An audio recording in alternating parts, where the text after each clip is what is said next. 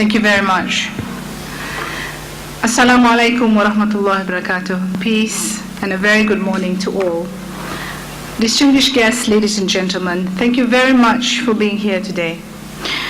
Let me begin by extending our gratitude to the government of Jordan for generously hosting this consultation, and to the League of Arab States and the Organization for Islamic Cooperation for co-chairing this consultation. I would also like to express our gratitude to each of the members of the Regional Steering Group for their dedication and time over the past months to support this critical process. My thanks also go to the incredible team at the OCHA Regional Office for the Middle East and North Africa, led by Rima, who have done an incredible job in preparing for this important event, and the many organizations in the region who have been actively engaged in the preparatory consultations. I am saddened that Dr. Hani Albana is unable to be here today, but I would like to especially recognize his incredible personal commitment, dedication, and energy, and the Humanitarian Forum in leading many of the national consultations in the region. It is with these consultations with governments, local organizations, and importantly, affected people that we have the foundations of this important consultation here over the next few days. We are very grateful for the generous contributions from the League of Arab States, Al Walid bin Talal Foundation, and the Government of Netherlands. Last but not least, this consultation would not be possible without your presence, and I'm delighted that representatives from all countries in this regional group are present. The actors in this region have an incredible amount of experience and knowledge to contribute. There is also an extraordinary amount of diversity in this room.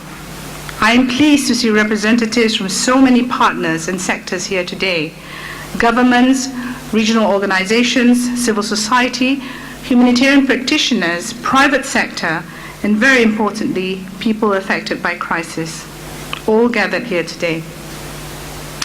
Tremendous efforts are made every day to save people's lives and alleviate suffering, but the international system has come under growing stress.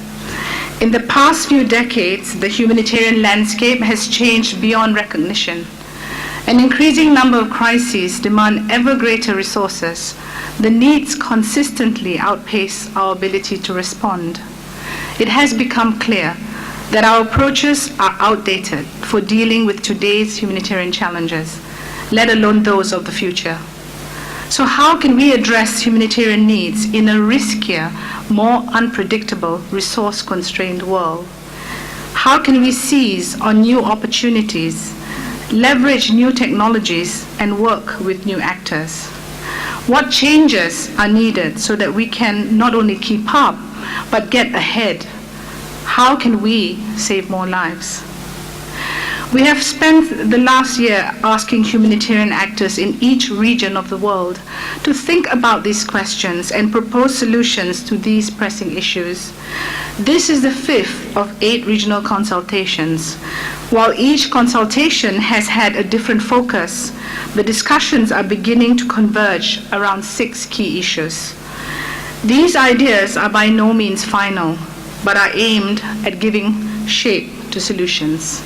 Allow me to share some of the key issues we have heard so far. 1, making affected people the prime agents of response by giving them a stronger voice and choice in how their needs are addressed, and closing the gender gap. 2, localizing preparedness and response by responding to the strong call from countries, communities, and local organizations to manage risk and response by themselves, particularly natural disasters and rising crises in densely populated, often informal urban settlements. 3, building resilience to recurrent and protracted crises by forging an agreement between humanitarian and development sectors to minimize the impact of crises on development gains, shift from using humanitarian instruments for meeting chronic long-term needs, find solutions to protracted displacement, and prepare for a rapidly urbanizing world. 4, reinforcing humanitarian action in conflict by confronting violations of international humanitarian law and finding new ways to ensure affected people have access to assistance and protection. Fifth, adjusting the international humanitarian system and finance by recalibrating it to deal with the different types and scales of crises, embracing the growing diversity of partners, tackling the finance gap, and focusing on urban risk. Six, creating the right conditions for innovation and other changes needed to get ready for the future by making this happen for all of the above. We are also concurrently consulting more widely through dedicated workshops and fora with the private sector, military actors, youth, women, and with faith-based leaders and organizations. We are leveraging on partners and networks to hold dialogues with youth, women, children, and people living with disabilities. We are expanding consultations and discussions with affected communities and also robust ongoing discussions online. And we are benefiting from the research and policy work being contributed by organizations from around the world.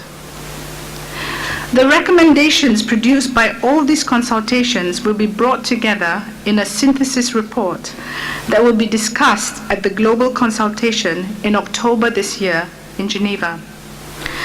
After the Global Consultation, a report of the Secretary General will lay out concrete proposals to take the recommendations forward at the summit and beyond. This will be circulated well in advance. In the next year, the outcomes from Sendai, the SDG Summit, and the climate change discussions will create new frameworks for how we approach development. But humanitarian crises halt and sometimes even reverse development gains. They impede the delivery of development goals and have catastrophic effects on economic growth. Around the world, millions of people in fragile contexts and crisis-affected states are in danger of being left behind. These challenges are set to intensify in the future.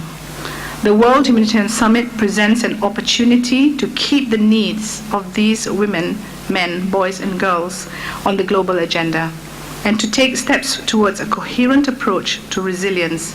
We must not let that opportunity pass us by. Let me say a few words about the summit itself. The dates have not yet been announced, but it is likely to take place in the third week of May 2016 in Istanbul. There will be representation from governments, multilateral organizations, the Red Cross and Red Crescent, NGOs and civil society, affected people, diaspora, the private sector, youth, and academia. There are three key aspects of the summit. First, the World Humanitarian Summit is a unique and pivotal moment to focus the attention of the world on people in crisis. We must use it to reaffirm our commitment to humanity and to the fundamental principles that underpin our work. We must also use the summit as an opportunity to call for all parties to uphold their obligations to save lives, alleviate suffering, and uphold human dignity. Second, the summit is a historic opportunity to propose an agenda for change. It is a chance to recognize our successes and build on what is working, but also to recommend major changes to the current multilateral system. The consultations so far have emphasized that these changes should place the empowerment of and accountability to affected people at the core of all our work. They have called for greater flexibility so that we can adapt to different contexts, for a response that is locally led wherever possible and more inclusive of diverse actors. They have called for major changes to our financing system and how we must be more inclusive of local institutions and organizations. Each consultation so far has also called for us to take serious steps to bridge the humanitarian development divide and build resilience to protracted and recurrent crises, and to address the deficit in preparedness. In conflicts, we must find better ways to meet the people's needs for security, dignity, and hope. Finally, Istanbul should not be a talk shop, but should focus on action and setting a future agenda. It is an opportunity to launch innovative partnerships and initiatives and demonstrate support for the recommended changes. As this is a non-intergovernmental process, many questions have been raised and many are keen to know what the outcomes will be. But this unique, inclusive, bottom-up approach allows everyone to have a voice at the table. Some of the final recommendations may be implemented quickly, and some may require to be taken up through ensuing intergovernmental discussions. This region, I hope, will share its uniqueness that can contribute to the recommendations. For example, how do we protect and scale up life-saving cash programs and transfer? What is the role of zakat, awqaf, and Islamic social finance more broadly to address finance gaps? How do we really break the humanitarian development divide and silos and achieve a more joined-up approach to risks and vulnerabilities, particularly on protracted crises in this region? What really needs to happen to address insurmountable challenges faced by people in conflict, as well as the people who are trying to have access to them? We must also not wait until Istanbul to begin acting on the recommendations that have arisen from this region. This consultation should mark the beginning of your continued engagement in preparations for the World Humanitarian Summit, and not the end. When you leave here, I urge you to go back to your respective governments, organizations, and communities and suggest ways that the recommendations can be taken forward. Let me share an example. Our regional consultation for Eastern and Southern Africa sparked a discussion between UN agencies, a private sector company, and the government of Madagascar. When they returned to Madagascar, they set up a new disaster platform to coordinate private sector contributions to humanitarian response. When the recent flooding hit, this was successfully applied. I have often said that the process leading to the summit is just as important as the summit itself. This regional consultation has already supported the strengthening of partnerships at the national, regional, and international levels, from the high-level roundtables in Kuwait in October last year, to national consultations, to focus groups with affected communities. The process has brought together representatives from governments, the NGOs, to discuss issues of common concern. It has also highlighted the important contributions of actors who are outside the formal humanitarian system, including businesses, the diaspora networks, and host communities. It has underscored the generous, innovative, and resilient spirit of the people of this region. I urge you to bring this spirit into our discussions as we now search for solutions to our most pressing challenges. Over the next 2.5 days, you will have the chance to discuss in depth our challenges and our strengths. I urge you to keep your conversations solidly focused on the search for recommendations and proposed solutions. After each consultation, stakeholders have demanded bolder recommendations from the World Humanitarian Summit Secretariat. These recommendations must come from you. We must keep looking ahead and discuss as frankly as possible the changes that are needed. No idea is too small. No suggestion is too bold. Distinguished guests and participants, this MENA regional consultation is very important to me in so many ways. At a very personal level, I have worked in almost all the countries in this region in my career and experienced firsthand the challenges faced by people caught in conflict and disasters in this region that is facing serious conflict in a world that has displaced more people in history since World War II. As a secretariat, this is the consultation we have been counting on to really hone in on finding solutions to better serve the needs of people in conflict. It is imperative that we have frank discussions that result in some bold, aspirational, concrete ideas and recommendations to take forward to the summit. We are, after all, at the Dead Sea. I am sure your good recommendations will be kept afloat at the summit. The millions of people affected by crises and disasters around the world deserve a better future. The World Humanitarian Summit is a golden opportunity to propose and implement changes that will lead to better outcomes for affected people.